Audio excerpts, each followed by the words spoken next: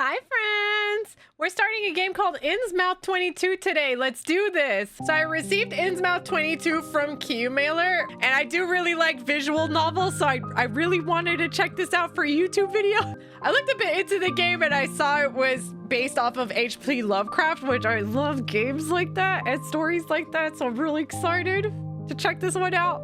You're in your office at the university working on your laptop when the phone rings. Hello? Good morning, Professor Rai. This is Inspector Rossi. How are you? Good, thanks. And you?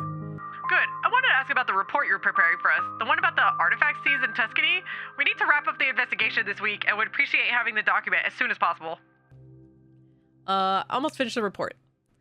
The document's almost ready. I'll send it over today, especially since I'm heading to the USA tomorrow. I don't want to leave anything hanging, especially with the Italian police. You're leaving? Going on vacation? No, I've been invited to a conference in Boston. I'll be in the USA for a week. Great. I think it'll be a good experience. I'll be waiting for your email this afternoon. If I have any questions, I'll write to you. If you can, reply from the USA. Have a good trip then. Thanks. Feel free to contact me if needed. I'll call you when I get back anyway. Have a good evening. After hanging up, you remember you need to call Laura, your girlfriend, who tried to reach you a couple hours ago. Hey babe, sorry I'm only calling now. Don't worry, I figured you were busy with tomorrow's trip. How about dinner tonight? Great idea. Shall I pick you up at 8? Perfect, I'll be waiting. Kisses! You briefly think back to the last email you received from Professor Tom J. Angeli, president of the New England Archaeological Society. A young and promising archaeologist known for his many papers on the myths and legends of ancient Greece and Rome, we would be proud to have you speak at our conference. I must admit, this invitation makes me a bit proud. You get up from your desk and go to the window. Well, I'm already 40, but I'm starting to make a name for myself, even abroad. Dad would be proud. Unfortunately, he passed away too soon. The phone rings. Hello? Good morning, Lorenzo. This is Tom Angeli. I'm calling to make sure everything's set for your departure tomorrow. I'm sure your presentation will be one of the most appreciated at the conference. Your reputation as a scholar has made its way here. I believe that your approach to ancient history will blend perfectly with the informal and also, how shall I say, a bit unconventional spirit of the panels that will take place at the conference. Thank you very much, Tom. I'll do my best to meet the expectations. I'll try not to give an academic lecture.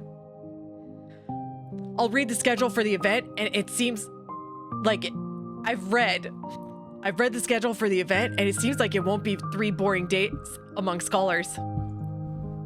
You bet. We're all university professors and professionals at the end of our careers. We're not aiming to publish yet another scientific paper.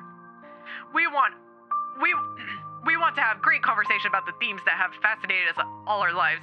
Have a great day. Have a safe trip, and I can't wait to meet you. Thank you sincerely, and have a great day too.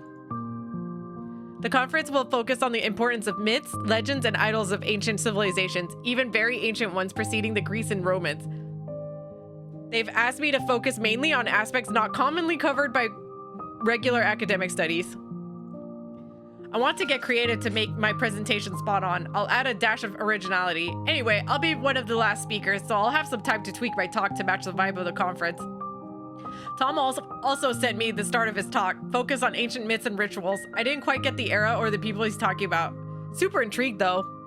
This invite kind of surprises and intrigues me. Plus, they're covering all travel, food, and lodging expenses. Never heard of the New England Archaeological Society before, but they sure know about me.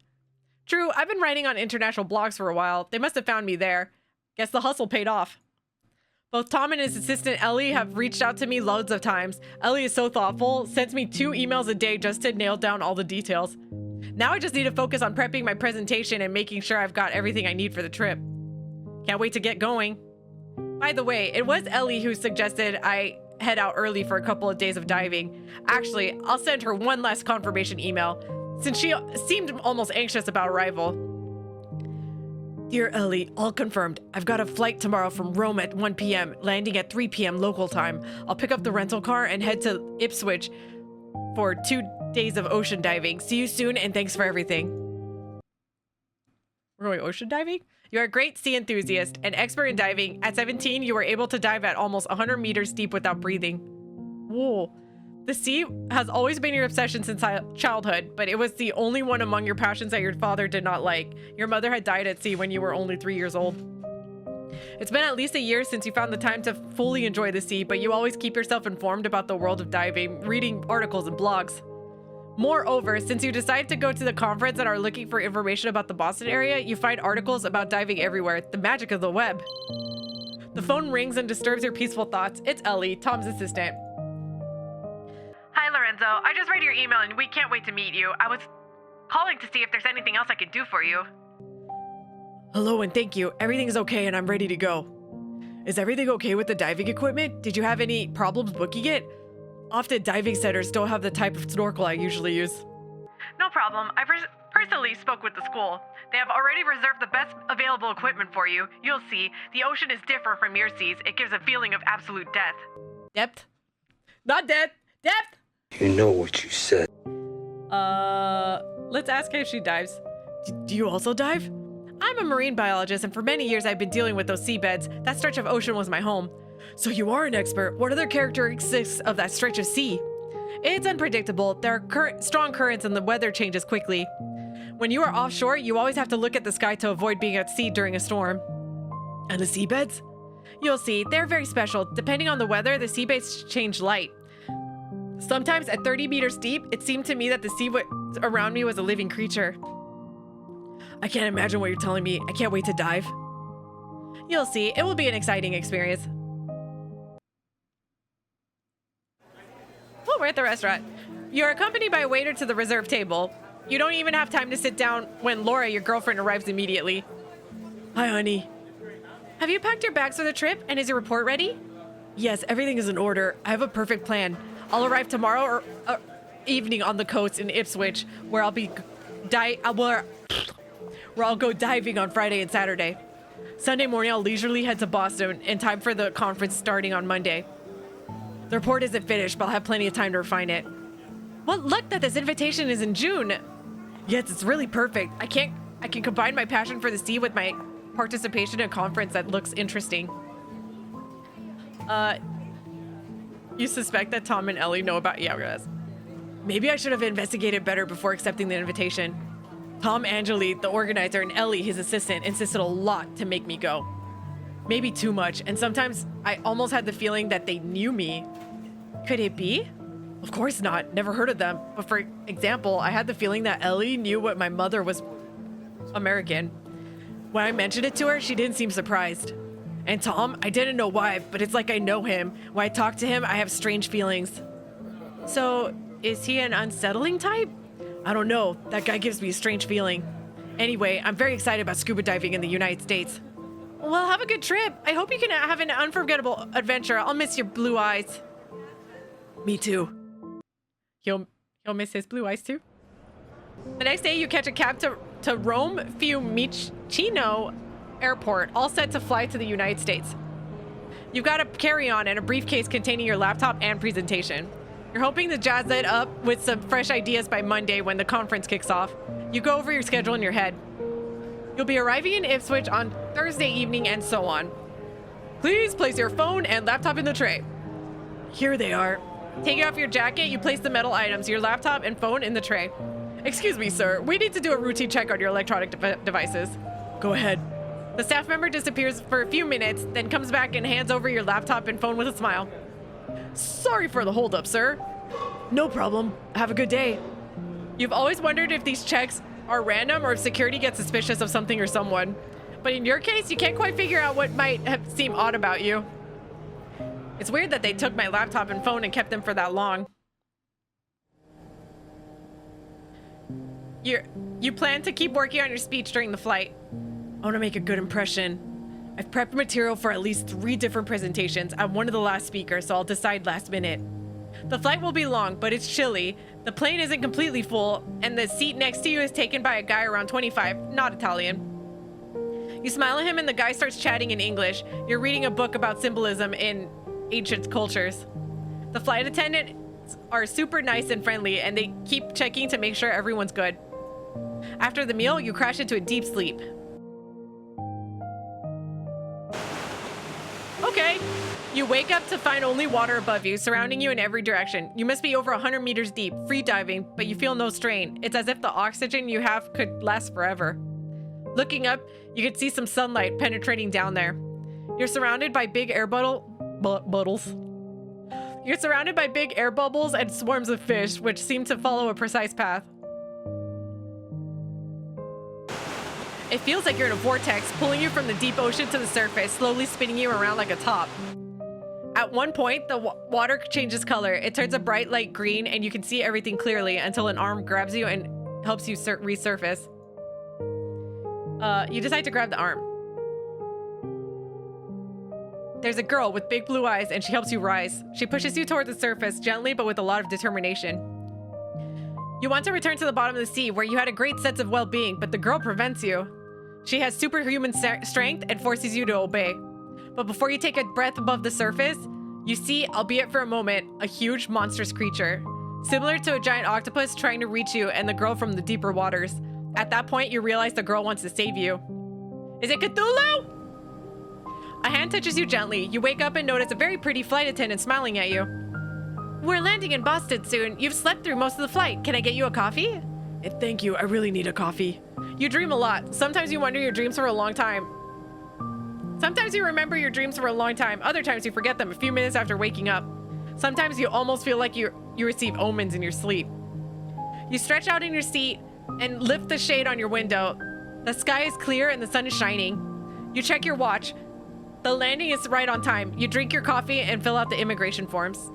When the plane touches down on the runway, your legs still feel numb. You arrive in Boston Airport and head towards the immigration office.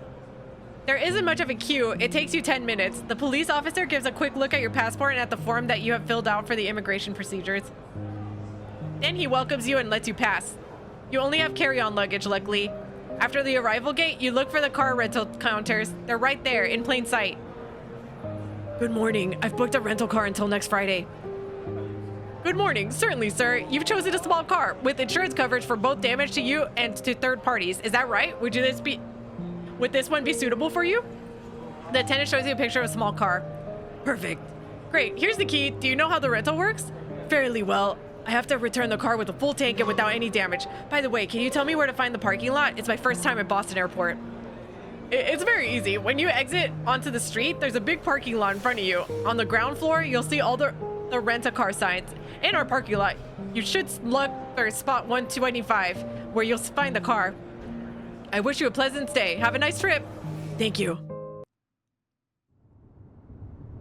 You easily find the car. It has automatic transmission, but you get used to it quickly. You leave the airport parking lot and head slowly towards the highways. Your final destination is the town of Innsmouth, where Ellie's booked sub-center is located. It is located north of Boston, a couple of hours drive away. The navigator on your phone directs you north. You take one of the many highways, and after a while, you see signs of Ipswich.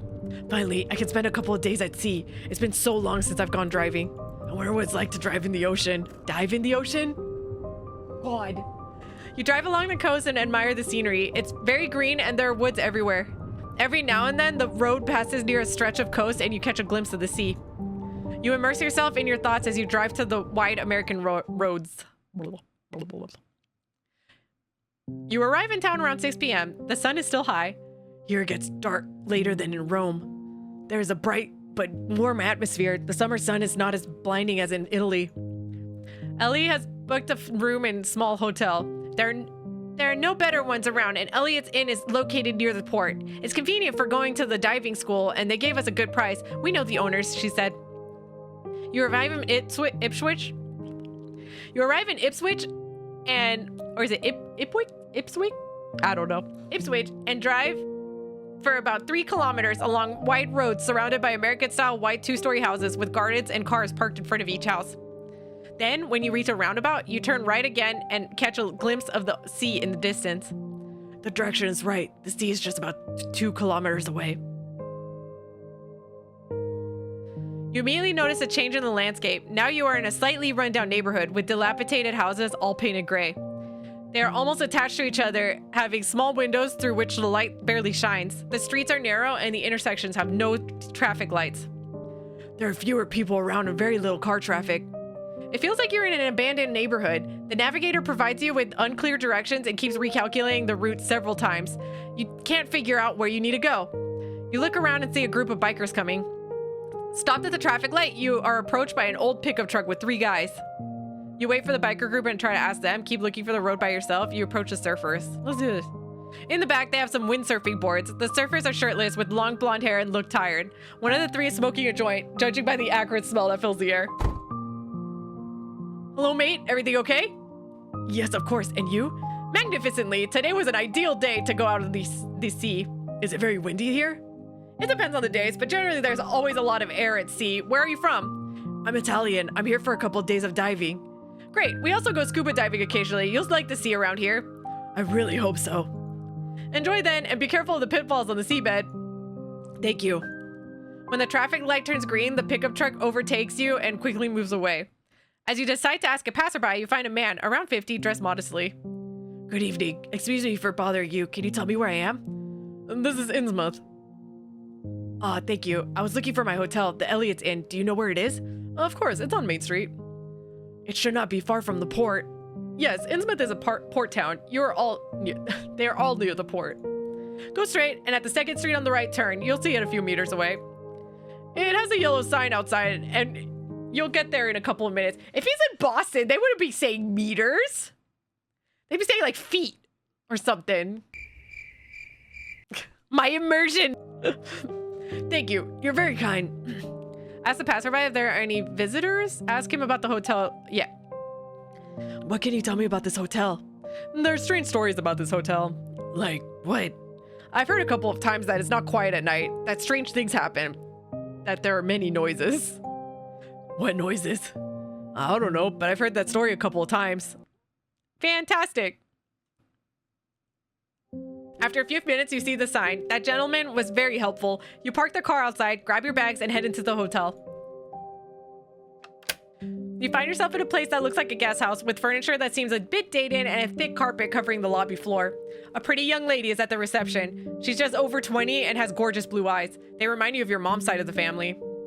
Dad always said, you got 2 things for your mom, her eyes and her love for the sea. Good morning, I'm Lorenzo Rai. There's a room booked for me for 3 nights. Good morning, sure. Welcome to our hotel, Lorenzo. We've been expecting you. I'm Emma. Ellie spoke highly of you. Did you have a good trip?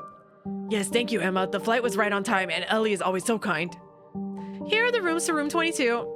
Here are the keys to room 22. We've already received a copy of your passport. Your room is on the 2nd floor. Unfortunately, there's no elevator. No biggie. I've got light luggage. Need help with your bags? No thanks. I can manage on my own. All right, settle in at your own pace, and you must be tired. If you need anything, just dial 0. I'm here until 8, then I'll head home. We don't have a night porter, but if needed, you can call this number. Emma shows you a note pinned to the wall. How do I get back into the hotel after dinner? The front door will be open and your key will be here at the reception. Ask how to easily get to the harbor. Ask about an ideal. We'll do harbor. Can you tell me how I can easily get to the harbor? I advise against going to the harbor at night. Why? What happens at the harbor? Nothing much, just that cargo comes in now and then. There could be some brawls between sailors and sometimes locals get involved. I'll be careful not to look too nosy if I see any suspicious cargo. Good, you've got the gist of what I meant. Okay. You head up to the 2nd floor via a wooden staircase. The first room on the right is number 22. You open the door. Thank goodness the receptionist, Emma, is a friendly and super nice gal. However, this room isn't quite what I was hoping for. It looks like it's stuck 50 years in the past, at least. The room phone rings. It's Emma. Lorenzo, do you need anything? No thanks. I'm all good. Damaged parquet and parquet? And a shabby vibe. But hey, for $60 a night, it was the only available option in town. At least it seems like it. The room is big, but the bathroom is tiny. The decor includes some shabby antique furniture. There's a strong musty smell. The window has heavy curtains that block out the sunlight. Walking around the room, the floor creaks under your feet. Beside the main door, there are 2 doors on the side walls leading to other rooms. The rooms are interconnected. Wonder if there are any other guests. You hook up both your cell phone and laptop to the hotel's Wi-Fi and check if you received any messages or emails. Good thing the Wi-Fi works well. At least I can keep working on my presentation for the conference. Let me send a message to Laura first. So far, so good. The flight was on time and the drive to the coast went smoothly. The room isn't exactly what I expected, but it'll do for 3 nights. At least, I can focus on my presentation. I'm gonna miss you a lot these days. Send you a big kiss. You lie down on the bed. The mattress is soft and there are 4 pillows, way too fluffy. You lie down to rest a bit, but you're not sleepy at all. You get up from the bed and look out the window. It's a nice evening. The sky is clear and it's not too hot. You decide to go out for a walk to explore the area a bit. You're tired, but not sleepy, and you're getting hungry too. All right, friends, and that's it for today's video. If you enjoyed, please hit that like button and subscribe. Check out our memberships for some cool stuff. And if you like live gaming content on my Twitch channel, link below in the description. Thank you so much for watching, and I will see you in the next video. Bye!